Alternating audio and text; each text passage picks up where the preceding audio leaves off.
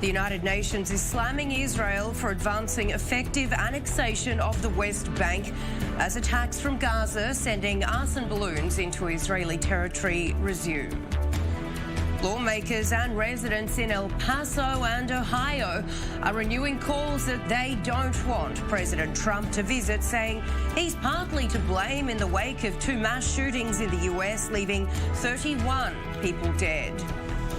And House Democratic members are here in Israel visiting also the West Bank as they meet the two leaders, Netanyahu and Mahmoud Abbas. Hello, I'm Sarah Coates. Thanks for joining me.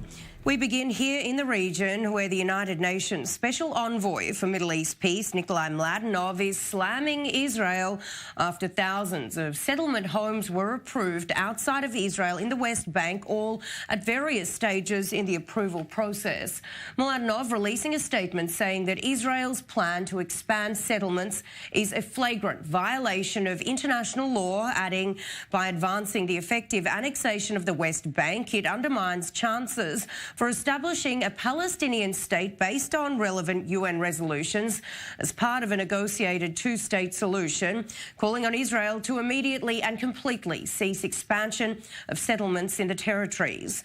Meanwhile, on Israel's southern border, a number of fires have broken out, the result of incendiary balloons coming over from Gaza, with authorities at the scene trying to put them out. And for more on that story, let's bring in our defence correspondent, Jonathan Regev. Jonathan, thank you for joining me.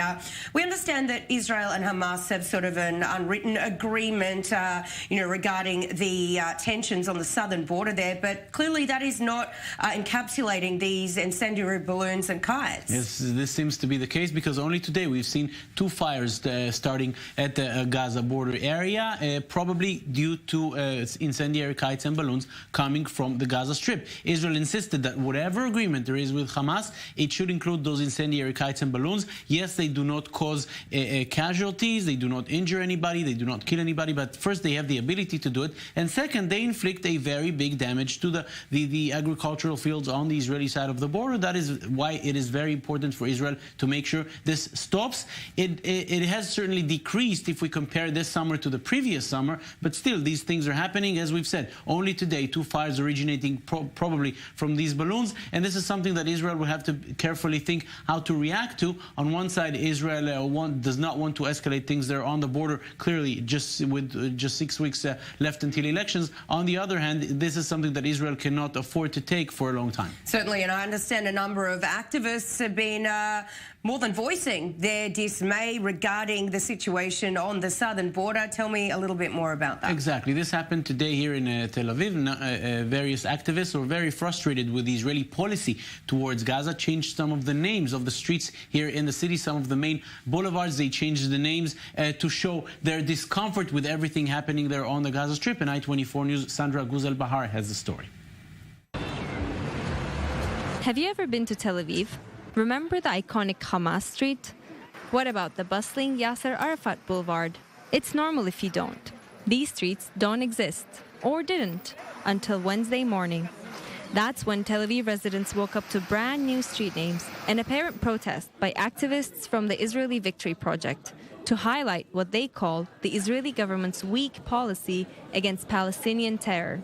Names of landmark streets in the cosmopolitan city were replaced with terms relating to violence that has plagued the Israel-Gaza border. Red Alert Street and Escalation Street, notably taking aim at numerous spikes of tension over the last year that saw residents of the south battling fires caused by explosive balloons and incoming rocket barrages from Gaza. We have two sides being looked at. One, the way in which the conflict is currently being managed, and the other side we hope to raise, which is to find resolution to the conflict and recognizing that ideology is at the root cause of it, rather than just rockets, suicide bombs, and dreadful leaders. It actually comes from a much more deeper place. As the status quo remains, it seems that the only ones affected by these protests are curious Tel Aviv residents. And Jonathan Regev, thank you for bringing us up to date with all of that. Meanwhile, a Palestinian man is speaking out to I-24 News after Israeli police issued an apology to him after part of a documentary series uncovered that the police planted a rifle in his home in East Jerusalem before finding it. Now, authorities are coming out to say that they're probing the incident, with the man, Samar Sleeman, filing a lawsuit after the gun was put inside his residence in the neighbourhood of Isawiya. So why do you come here? What's the reason? They said they had a search warrant. They searched. I said that whoever sent you made a mistake. I have no weapons. Then the rumors began. On the one hand, there's a Palestinian Arab who was caught with a weapon and who they say belongs to the Israeli army. And the ramifications of this on me and on my children are extremely negative, and we are in deep despair. Staying in the Middle East, where Israel is involved in a US-led naval mission to provide maritime security in the Strait of Hormuz, where Iran has seized merchant ships. Foreign Minister Yisrael Katz telling a closed session in Parliament that Israel is helping the mission with intelligence and other unspecified fields.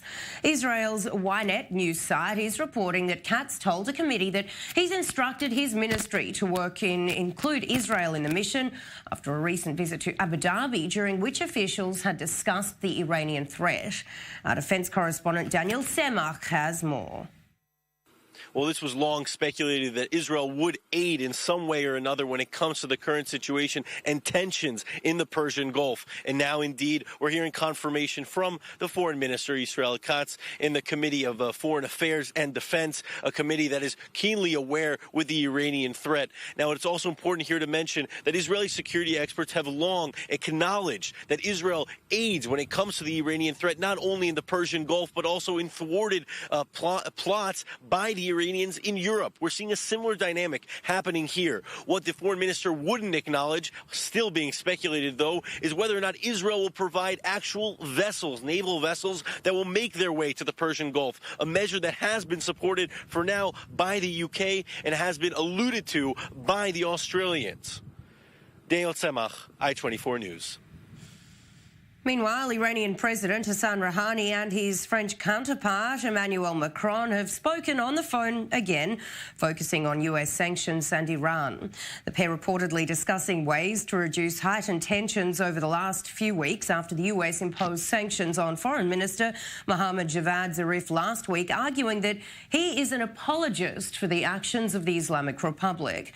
Rouhani telling Macron that Europe should act to facilitate oil exports and international banking for Iran as part of its commitments under the 2015 nuclear deal. North Korean leader Kim Jong-un says that Tuesday's launches of tactical guided missiles are a warning over joint military drills by the US and South Korea. Now, the new type tactical guided missiles launched from the western area of North Korea flew across the peninsula to precisely hit the target in the sea off the east coast. Korean media is reporting that the launches clearly verified the reliability, security and actual war capacity of the weapon. Meanwhile, US President Donald Trump says that talks are underway to try and get South Korea to pay more for the cost of maintaining US troops in the region in an attempt to guard against any threat from the north. Now, Trump taking to Twitter saying South Korea is a very wealthy nation that now feels an obligation to contribute to the military defence provided by the United States of America. Now, the US has nearly 30,000 troops in that area, with Trump not elaborating on how much the South has agreed to pay. South Korea, though, seemingly not on the same page as Trump, saying talks have yet to begin. And we're going out for a short break, but when we come back, lawmakers and citizens in Texas and Ohio are slamming US President Trump, telling him they don't want him to visit them following two mass shootings last weekend which killed 31 people. All of that and plenty more when we come back. Stay with us.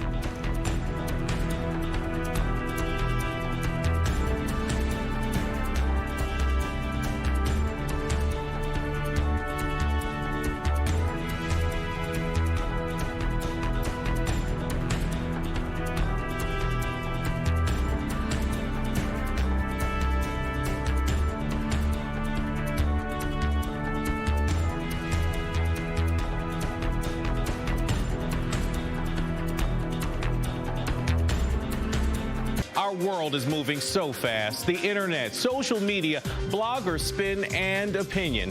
Where do you turn for the real story? The latest information, expert analysis, and a fresh perspective on the trending news of the day. I'm Derek Dennis. Give me 30 minutes. Take 30. Only on I-24 News. I'm Jordana Miller at I-24 News. Join me for the Holy Land Uncovered, a look at this remarkable land filled with so much faith and history and archaeology. Watch Holy Land Uncovered. Only on I-24 News. Unflinching, outspoken, and to the point. The most complete coverage of the day's events. Weeknights, watch Crossroads for analysis, interviews, and reporting that connects us to the Middle East and the world. Watch Crossroads, 6 p.m. Eastern, only on I-24 News. Strictly Security, your weekly look into security, intelligence, and strategic affairs. Our team brings the latest on the major international conflicts, analysis of the major security issues right here in the Middle East and around the globe. Join us for a close look at innovative military technology and get up to speed with what's happening in cyberspace. Saturdays, only on I-24 News. I'm Nurit Ben. And I'm Kalev Ben David. Join us right here on The Rundown for the global headlines defining the day. Plus in-depth interviews and debates that take you inside the Middle East. To the stories born out of this region and the massive impact they have all the way to Washington. The Rundown on I-24 News. Where the Middle East meets the world.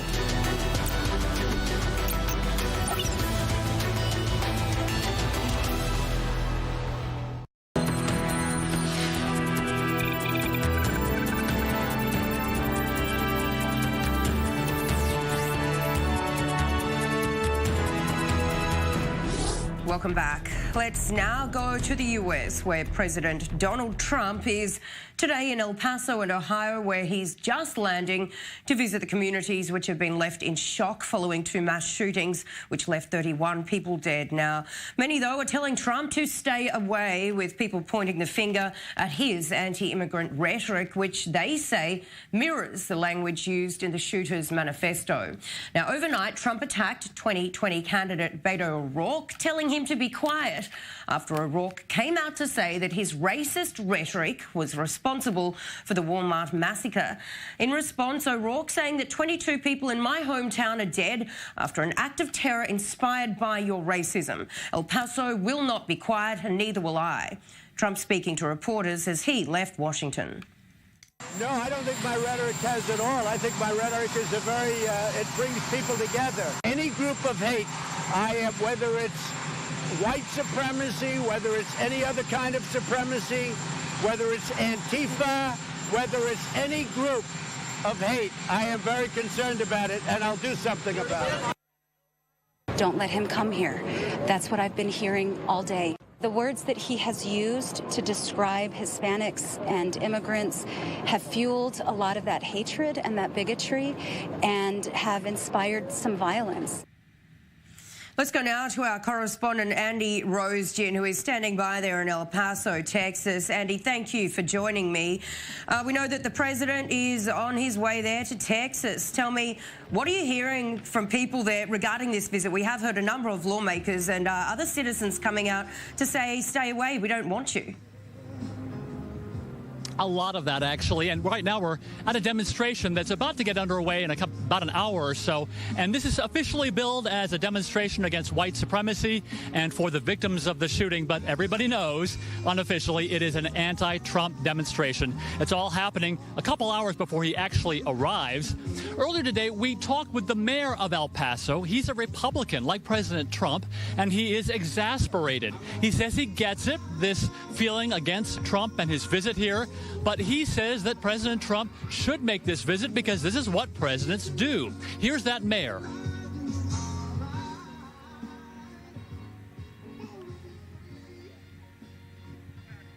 And Andy, it looks like we're having a little trouble there with that soundbite. Tell me, How much do you expect all of this over the last few days to affect Trump's 2020 bid? We know that is well underway. Well, I think we have that shot now where we can show you the mayor, again, very exasperated by the pushback he's getting from people who are anti-Trump here. And Andy, we'll come back to you a little later in the evening. Thanks so much for joining me. Now, on January 2021, someone will be sworn in as President of the United States. But first, that person almost definitely will have made a stop at the Iowa State Fair. Now, the fair, which starts on Thursday and runs through until the 18th of August, has become a regular part of the US presidential campaign. Our senior international affairs correspondent, Owen Alterman, explains why, before raising your hand to take the oath of office, a US president needs to head just east of Des Moines, Iowa, to the corner of East 30th and East University. One of the quirkiest traditions in American politics, the pilgrimage to the Iowa State Fair, which starts Thursday. 1, 2, 3. As the candidates did in 2015, so too in 2019. Presidential candidates coming here to campaign ahead of the winter Iowa caucuses. They want to be leader of the free world. First, they need to eat a corn dog. In 2015, Donald Trump famously showed up at the fair in a sport jacket and white shoes. 4 years later, 23 Democrats will make the trek. They'll give speeches at the Des Moines Register soapbox and hope for some traction come February 3rd. That's when Iowans will vote in the first contest of the 2020 primary season, taking a field of Democratic candidates that now sits at 24 and winnowing it down to a few serious contenders.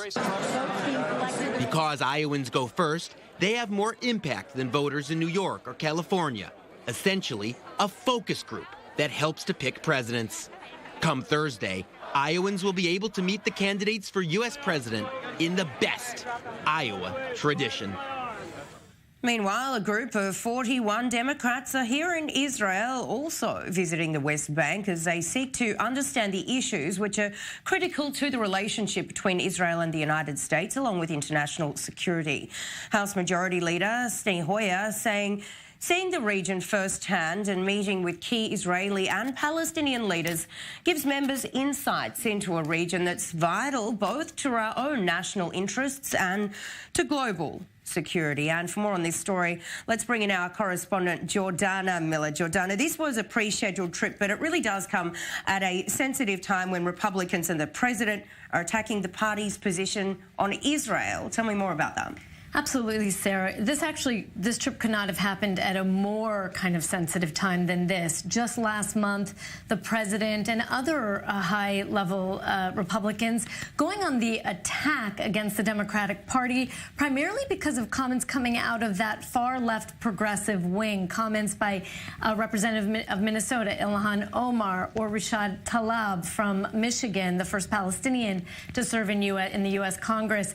And, Omar's comments in particular, Ilhan Omar, really laid bare the fact that some of these really new members of Congress don't totally understand the relationship between the U.S. and Israel. And that's what this kind of trip is targeted to do, to introduce those new members to why this relationship is critical. If you remember, Ilhan Omar assumed that it was Jewish money from AIPAC, from the lobbying group. She said it's all about the Benjamins. That was something she had to retract and apologize for. But these members on the progressive left wing, they all support the BDS movement. So this is an opportunity for Steny Hoyer to come here with the Democrats, lay out the mainstream position that the Democrats do support the state of Israel. They see this as a critical relationship.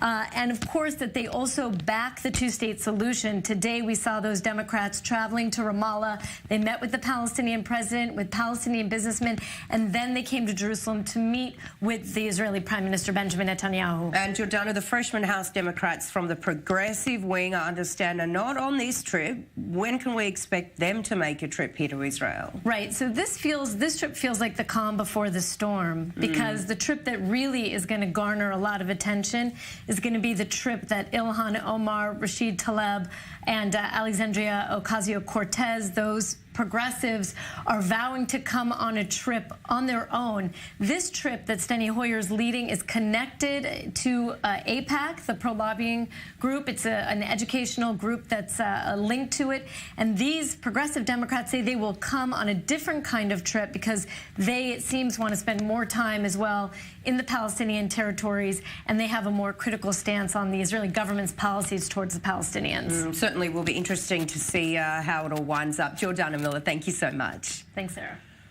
Now, SpaceX has launched the Falcon 9 carrying Spacecom's Amos 17 communications satellite from Cape Canaveral Air Force Station in Florida.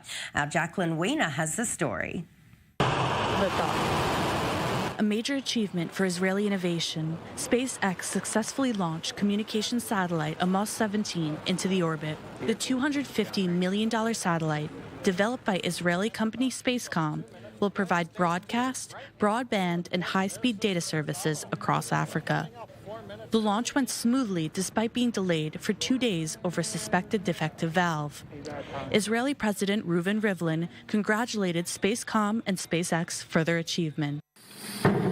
The launch comes nearly 3 years after Spacecom's Amos 6 satellite exploded on the launch pad, a failure that cost Spacecom a deal with Facebook and blew a $285 million agreement with Chinese company Jinwei Group, not to mention dealt a hard blow to Israeli airspace industry. This makes the success of the Amos 17 launch an upturn in Israeli space innovation. Now, a little earlier, we spoke with Joshua Schumann, who's a satellite and space expert, giving us the following analysis. What's the satellite going to do? It's going to bring a lot of digital content and a lot of television, a lot of broadband internet to African populations that until now weren't really, did not have access to digital communications. Today, everybody's on the smartphone, especially the younger people. In Africa, within 5-10 years, there's going to be 1.5 billion people. Just a tremendous growth. Moving on, and Pakistani Prime Minister Imran Khan is vowing to fight India's decision to revoke Kashmir's autonomy, including taking it to the UN Security Council. Khan says the move is in breach of international law, adding that he fears ethnic cleansing by India. Now, the region remains locked down a day after India announced the move, with the Himalayan region of Kashmir now claimed in its entirety by both India and Pakistan, but each country controls just part of it. Now, there's a long-running separatist insurgency on the Indian side, which has led to thousands of deaths over 3 decades. India accusing Pakistan of supporting insurgents, an accusation that Pakistan denies, saying it gives just moral and diplomatic support to Kashmiris who want self-determination. Earlier, I24 News asked correspondent Neha Punia in New Delhi how Kashmiris are responding to the lockdown. A lot of the region remains completely incommunicado. We have no information about how people are reacting, but a few local politicians have managed to get word out to their associates here in New Delhi, and they've been telling us that there is a sense of shock in the Kashmir Valley. The people there completely numb, unable to wrap their heads around what has happened and the manner in which it was executed. A lot of criticism coming from Kashmiri locals who are saying that the government, breached their trust by carrying out this revocation of special rights, which happened in the manner it did without keeping the people in loop, doing it at a time when there was a complete information blackout in the region. But the government claims that the people on the ground are supportive of this decision. The government's national security advisor has been in Kashmir since Monday, and he's saying that in his interaction with locals, everyone seemed to welcome this decision by the Indian government.